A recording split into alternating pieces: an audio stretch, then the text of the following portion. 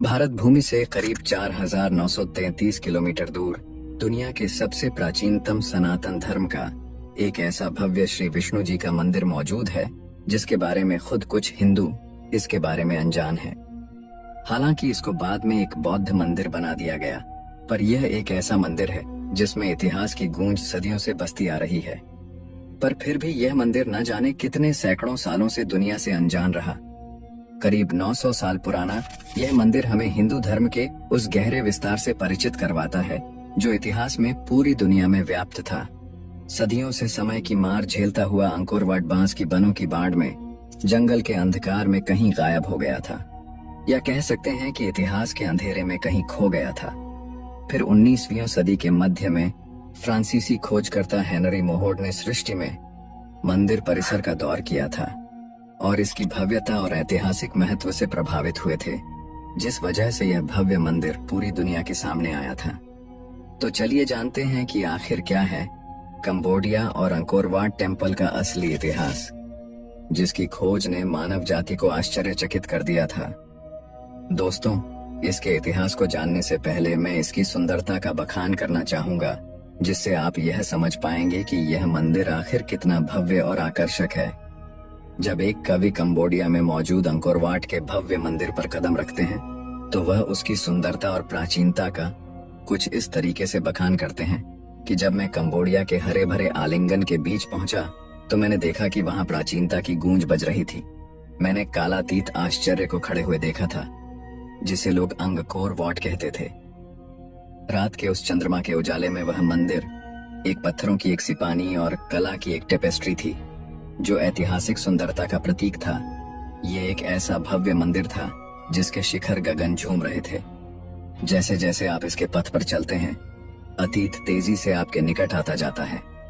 बीते हुए लोग के दर्शन, उनकी विजय और उनके आंसू, एक ऐसा जहर जो लंबे समय से भुला दिया गया है। देवता जो दिव्य आधार राहतों में नृत्य करते प्रतीत हो रहे थे, और पत्थर पर लिखी गई उनकी कहानियां मंदिर की गवाही देती हैं। सदियों से वह परिवर्तन की हवाओं के खिलाफ खड़े रहे हैं। मानवीय इच्छा का एक प्रमाण, एक साम्राज्य का विशाल आदान प्रदान। आपके हर एक कदम के साथ समय अपनी कहानी नए सिरे से बुनती है। इतिहास और कला का नृत्य सुबह की ओस की तरह एक दूसरे से जुड़ा है। जब आप इस दायरे को छोड़ देंगे तब भी कहानियां कायम रहेंगी। अंकोर वाट अमर दिलों में हलचल मचा देती है। तो अब दोस्तों, हम इसके इतिहास की ओर भी नजर डाल देते हैं और यह भी जानेंगे कि कैसे यह विष्णु मंदिर बौद्ध मंदिर बना दिया गया था। हमारी कहानी शुरू होती है करीब 1000 साल पहले दक्षिण पूर्व एशिया के हरे भरे जंगलों से। नवीं शताब्दी के आसपास खमेर लोगों ने अपनी राजधानी अंकोर की स्थापना की थी, जो अब आधुनिक कंबोडिया के नाम से जानी जाती है। वे कुशल वास्तुकार और इंजीनियर थे जिन्होंने एक भव्य सभ्यता का निर्माण किया था, जिन्होंने इतिहास पर एक अमिट छाप छोड़ी है। खमेर साम्राज्य अपने सबसे प्रसिद्ध राजा सूर्यवर्मन द्वितीय के शासनकाल में फला फूला था। 12वीं शताब्दी के शुरुआत में उन्होंने हिंदू भगवान विष्णु को समर्पित एक विशाल मंदिर अंकोर वाट का निर्माण करवाया था। इसकी वास्तुकला और जटिल नक्काशी ने खमेर की असाधारण शिल्प कौशल और उनके देवताओं के प्रति भक्ति को प्रदर्शित करती है। जैसे ही खमेर साम्राज्य अपने चरम पर पहुंचा, अंकोर जीवन और समृद्धि से भरपूर दुनिया का सबसे बड़ा शहर बन गया। राज्य के रणनीतिक जल प्रबंधन और सिंचाई प्रणालियों ने प्रचुर मात्रा में चावल की खेती की अनुमति दी, जिससे एक संपन्न आबादी कायम रही। लेकिन महानता को अक्सर चुनौतियों का सामना करना पड़ता है, और खमेर साम्राज्य को भी ऐसे करना पड़ा था। और दोस्तों, यहीं से शुरू होता है इस भव्य विष्णु मंदिर का बौद्ध मंदिर बन जाना। तो चलिए जानते हैं कि आखिर हुआ क्या था।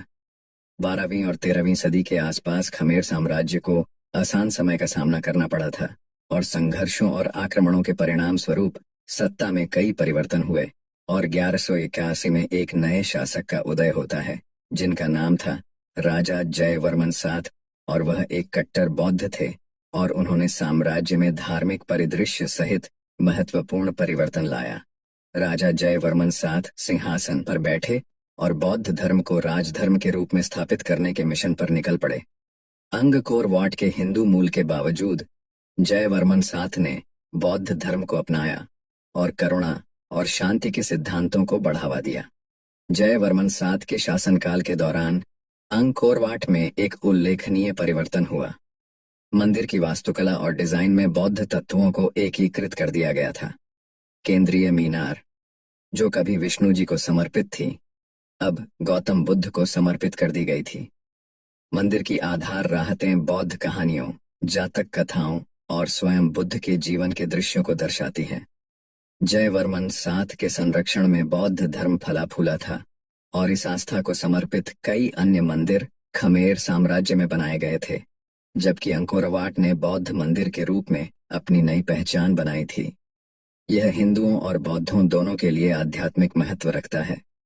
इसके धार्मिक महत्व के बावजूद अंततः खमेर साम्राज्य का पतन हो गया और अंकोरवाट अनुपयोगी हो गया। सदियों से यह घने जंगल के बीच छुपा हुआ था, जिसके बारे में केवल स्थानीय समुदाय ही जानते थे।